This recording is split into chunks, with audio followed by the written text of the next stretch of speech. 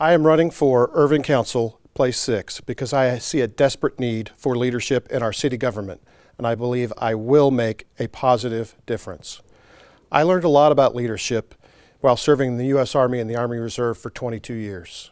I was deployed in Operation Desert Storm and in Operation Joint Endeavor in Bosnia. In Bosnia, I served as the legal advisor to the Bosnian Election Commission and helped draft Bosnia's election law. After retiring from the Army Reserve, I began serving as a commissioner on the Buildings and Standards Commission and on Irving's Green Advisory Committee. I have served as a co-chair for the One Irving Capital Campaign and as chair of Irving's Transportation Management Association. I have also served on the boards of the Chamber of Commerce and on the Irving Symphony Orchestra. I'm a regular volunteer for the North Texas Special Olympics. We all have a responsibility to serve our community in one form or another. I believe that the time is now to invest in the long-term prosperity of our community. I have the experience and the proven conservative leadership to ensure a safe and prosperous future for Irving.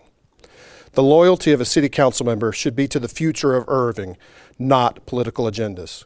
We should work together to improve our tax base, bring in much-needed retail, and lower our property taxes by encouraging responsible growth with a greater vision. No more politics as usual. I am your candidate for Irving City Council, Place 6. Irving's greatest needs is sustainable infrastructure. Transportation, water, sewage, and waste management are critical to the expected future growth of Irving. Irving is in the center of the Metroplex and will continue to grow, and it needs to have sustained infrastructure. Irving roads and municipal systems are aging and in need of a comprehensive plan for evaluation and repair. In addition, the recent increase in earthquakes needs to be thoroughly investigated so that the potential future problems with Irving's infrastructure are addressed as soon as possible. Irving needs to continue aggressively seeking future water. Recycling efforts should be increased throughout the city, both residentially and commercially. Irving needs to complete the projects for which it has already made commitments. The barriers thus far have been special interest and petty politics. It is time to make the right decisions for the future of Irving. The entertainment center needs to be completed on time, and a contract needs to be finalized for a viable hotel at the convention center. The city owns considerable assets in the downtown area, and we need to start making better progress on the redevelopment of this area. Some strides have been made, but we should be further along. The old Texas Stadium site is prime real estate and should be developed into a world-class, multi-use, transit-oriented development. An open request for proposals is essential. When I talk to my neighbors about improving the quality of life in Irving, the first thing they mention is shopping and entertainment options. Irving needs to encourage and promote investment in the community by new retail, restaurant, and entertainment ventures. Revitalization of downtown and completion of the urban center vision will begin to address these needs.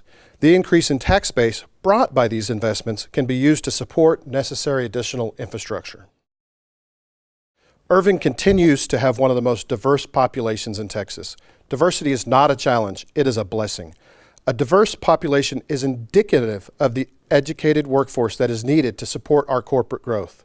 We need to be accepting and understanding of people with varying backgrounds and beliefs. It is important for us to get more people with diverse backgrounds involved in Irving and to serve on the city's boards and commissions.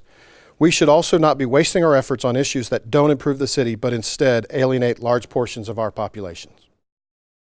The Midtown Express is underway and will be a traffic issue for several years. Communication, communication, communication. We need to make sure that the residents and businesses know the work that is being done long before it interferes with their daily lives. Basic road maintenance is a must. We need to properly fix other adjoining roads as we go. It's just important to keep the people involved and participating in the project so that everybody feels invested. It's going to take a while, but we need to be patient because it's going to be good for our city.